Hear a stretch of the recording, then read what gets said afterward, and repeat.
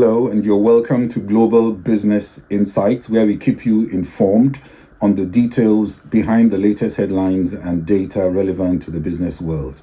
Yesterday afternoon, we saw all three major US indices in the red. Apple actually slipped almost 3% after it was reported to have sold 24% fewer iPhones in China. Bitcoin and gold prices also hit a new record high. The excitement and hype around Bitcoin ETFs is beyond what analysts expected.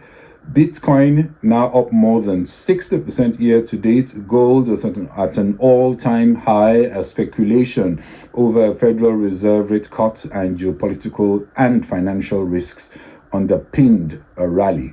Lower interest rates imply that more wealth moves out of dollar into gold.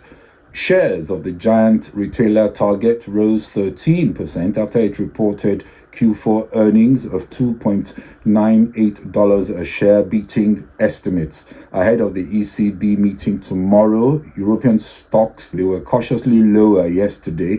The Apex Bank is expected to hold interest rates steady as inflation begins to abate. Jeremy Hunt is set to cut 2 percentage points off the UK's national insurance payroll tax in today's budget that will be delivered 12:30 GMT, progressing his plans to fight the general election on a promise of future income tax breaks, also hoping to ramp up growth. We will also discuss how the world's largest companies are responding to the peculiar context. Is it all cost cutting?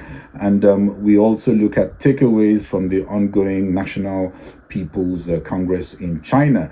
Later today, we will discuss the US job openings and labor turnover survey, expecting 8.9 million job openings on the last business day of January, also expected to be down slightly from what we saw in December.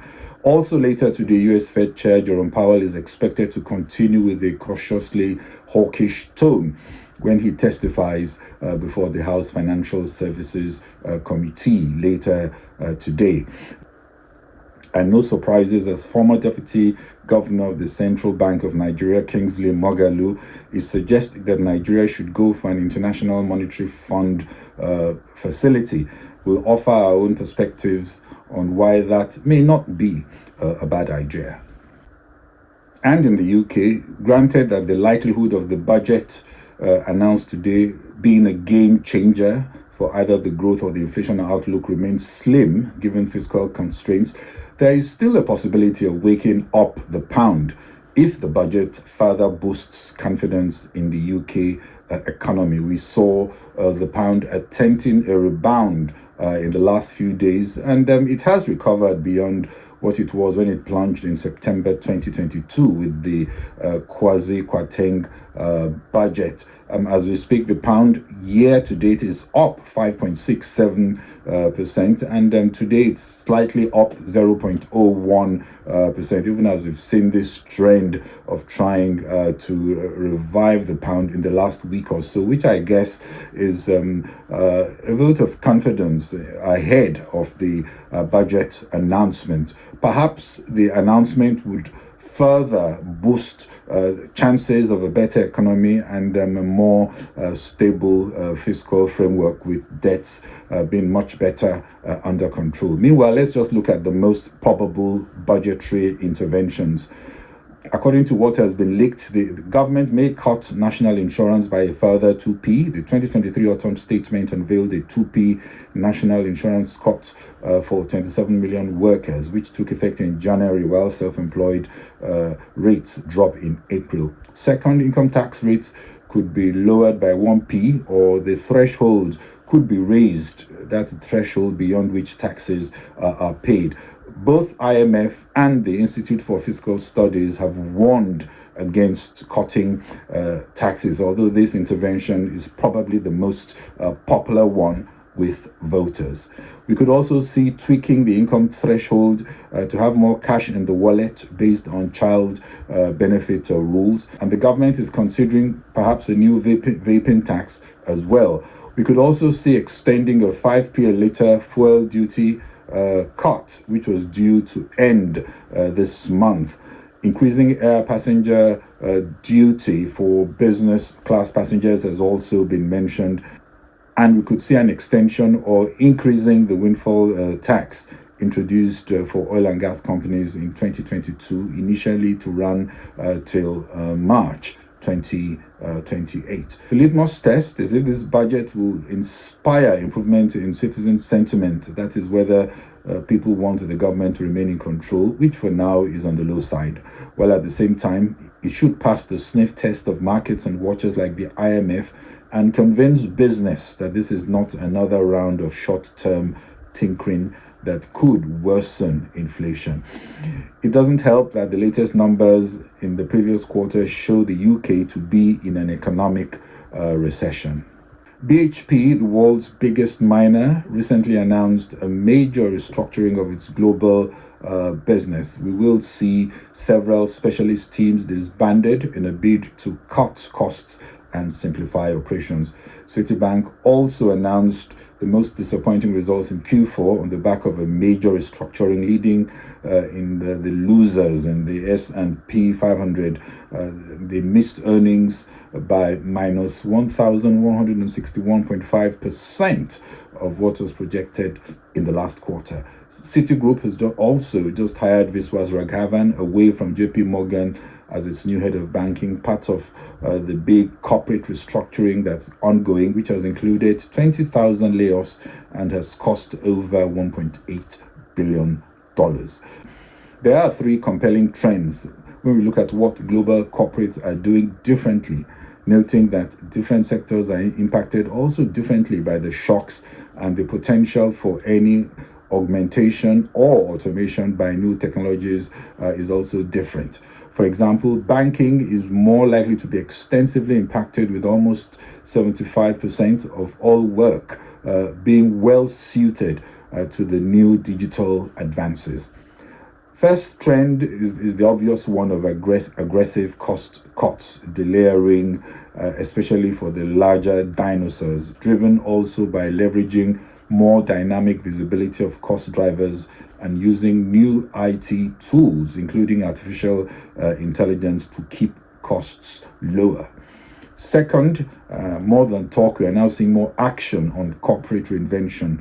Organizations now increasingly see old business models no more fit for purpose, and they are exploring the new technologies like generative AI to rethink what they do and how they do it.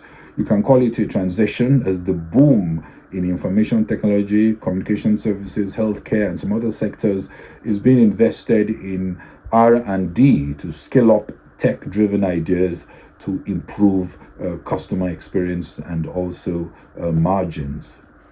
And we see a scramble for talent, given the scarcity for skills, and old performance management paradigms giving way to more inclusive, flexible, and participative approaches, driven by a bias to satisfy staff who now wield more power than they used to. People are also critical because people are the ones who will make artificial intelligence and the new ideas, tech-driven ideas, work.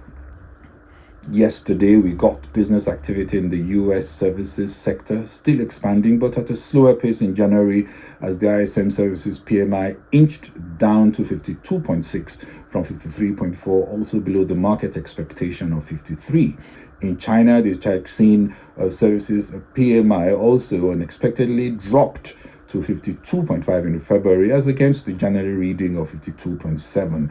In Europe, services PMI was revised higher to 50.2 in February 2024 from a preliminary of 50, pointing to the first, albeit small, expansion in the services sector in 7 months. And just ahead of the budget speech today in the UK, the S&P Global UK Composite PMI came in yesterday at 53.0 in February, just below the initial estimate of 53.3.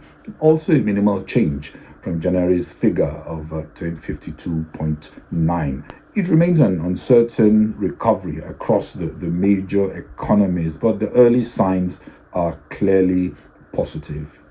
Former Central Bank Deputy Governor Kingsley Moghalu has suggested Nigeria takes an IMF facility to stabilize its economy. I tend to agree with his view that this should be considered and subjected to a thorough analysis by experts and not uninformed public opinion. The reality is that until the economy stabilizes, few foreign direct investment pledges will transition from intention to reality. IMF borrowing is also not popular in developing economies, in my view, more because of a history of abuse. The reality is that most developing economies have significantly fewer financing options for affordable financing, given the risk factors and shallower domestic financial depth compared to, say, a US or a Germany, which are able to leverage much more aggressively and at much lower cost to push stronger growth. What the IMF brings is not just cheap support, but more importantly, confidence for investors and traders to do business with Nigeria. But first, sources of leakages should be aggressively plugged to maximize returns on productivity, ensuring funds focus on infrastructure, poverty eradication, and people development and vital sectors. The clampdown on currency speculation should not be wound down. Project execution risks need improved management, and averting financial crimes may also need a tougher execution approach. Second, IMF offers concessionary rates, and that's an opportunity to refinance costly facilities that are expensive to service, creating more fiscal room in an already severely limited budget. And thirdly, IMF stabilization facility does come with conditions to ensure the money is paid back. This will include tougher fiscal discipline, reducing the cost of governance, and opening up markets to encourage investment flows. Rather than disdain conditionalities, I think this is an opportunity to embrace politically difficult but needed ideas that can be sold now, given the perilous burning platform scenario that could spiral into social chaos if the exchange rate plunge is not immediately arrested. China has set targets for growth in 2024 at the ongoing National People's Congress. 2024 GDP should grow around 5%, with CPI set at about 3% and a deficit target at 3% of GDP. Unemployment is set to be under 5.5% as China projects to create 12 million new urban jobs. The top priorities are still tech innovation, with specific industries for attention, including new energy, cars, hydrogen power, new material, innovative drugs, and commercial aviation. The less aggressive growth target suggests there is no short-term pressure to ease further as Beijing pushes for more qualitative growth driven by improved consumption rather than debt-driven public investment stoking overcapacity. Lower growth also means less demand for commodities like crude oil and cooling of Chinese imports, which will impact economies like Japan and Germany. And in closing, we see Asia Pacific markets closing mixed, with Hong Kong stocks leading gains in the region and up over 2%. Mainland Chinese stocks slid, finding little comfort from the policy outlook emerging from the ongoing Congress. Well, that's it from me on Global Business Insights. This is Bode Oshosami. If you enjoyed the program, please share and kindly follow on Facebook and LinkedIn, subscribe on YouTube and X. Thank you very much for watching and following. Bye-bye.